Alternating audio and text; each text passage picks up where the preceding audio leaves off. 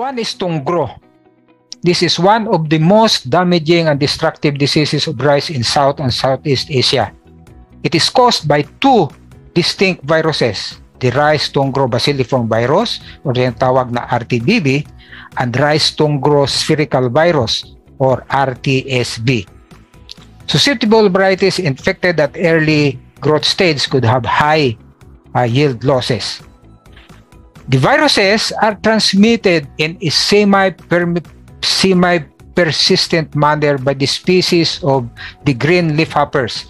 And Niphotetex virescens is the most efficient vector. Nabanggit kanina ni Dr. Javier na yung isa ay Niphotetex nigropictus. But sa mga studies na mga transmission studies nila, sinasabi nila na yung Niphotetex virescens is the most efficient. Although nagtatransmit din yung Niphotetex nigropictus. The leafhopper vector can acquire the viruses by feeding on the infected plant even for a short time. Pwede halimbawa mga 5 to 10 minutes lang makukuha na niya yung virus. And the vector can immediately transmit the viruses to other plants within 5 to 7 days. But the viruses do not remain in the leafhopper's body unless it feeds again in an infected plant. So pwede lang tumagal yung virus doon sa katawan ng leafhopper for about 5 to 7 days. Then mawawala na. Kailangan manginain ulit or magsak ulit yung leafhopper doon sa infected plant. And the viruses are not transmitted mechanically and they are not seed transmitted. So ang symptoms, leaves are yellow or orange-yellow. Discoloration begins at the leaf tip. Kung makikita niyo yan. Magsimula sa leaf tip going downwards. And there is stunting, reduced tillering, and delayed flowering. Infected leaves may show mottled or striped appearance, rust-colored spots, and intervenal chlorosis.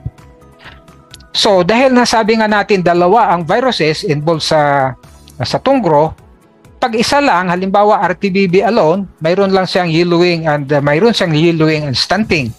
Kung ang RTSV lang, yung spherical virus lang, no yellowing and very mild stunting. But if both viruses are present, katulad nito, severe yellowing and severe stunting ang ating makikita.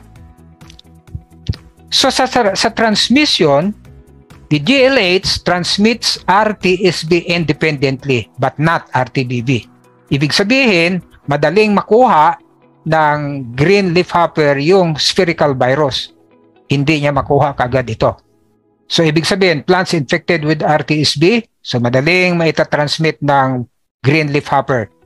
Pag plant infected with RTBV alone, yung bacilliform lang, hindi makukuha ng green leafhopper, hindi matatransmit ng RTBV. So ang ibig sabihin, yung RTSV, yung spherical virus helps in the transmission of yung bacilliform na virus. Ibig sabihin, yung plant infected with RTSV, kailangan mag-feed muna doon ang green leafhopper bago niya makuha itong RTBV. So RTBV is transmitted. But if both viruses are present in the plant, RTBV is also transmitted. So ang ibig sabihin nito, yung RTSV helps in the transmission of the bacilliform virus. So yung tungro incidence depends on availability of the virus sources and availability of the vector or the vector population. So ibig sabihin na kahit mayroong vector population, marami kang green leafhoppers, kung wala namang source ng virus, hindi dadami. In the same manner na kahit mayroon kang source ng virus, kung wala namang vector, hindi rin dadami ang tungro. And the primary sources of tungro viruses are the infected stubbles, infected volunteer rice, and infected plants in nearby fields. So wala ngang tungro yung field kung ang kapitbahay mo naman, kung kalapit mo na farmer ay mayroon palang tungro, so pwedeng pumunta sa iyong field kung mayroong source, kung mayroong vector, yung green leafhoppers. So yung tungro management, you can use resistant varieties. This is the most, again, sinasabi natin, most practical and economical. Mayroong varieties na resistant to the virus. Mayroon ding mga varieties na resistant to the vector, ay mayroon tayong mga tinatawag na tolerant varieties. Okay, so pwede natin gamitin any of this. Or mas maganda kung ang iyong variety ay resistant to both virus and the vector. Ito yung mga cultural measures to eradicate virus sources and reduce the population of insect vectors.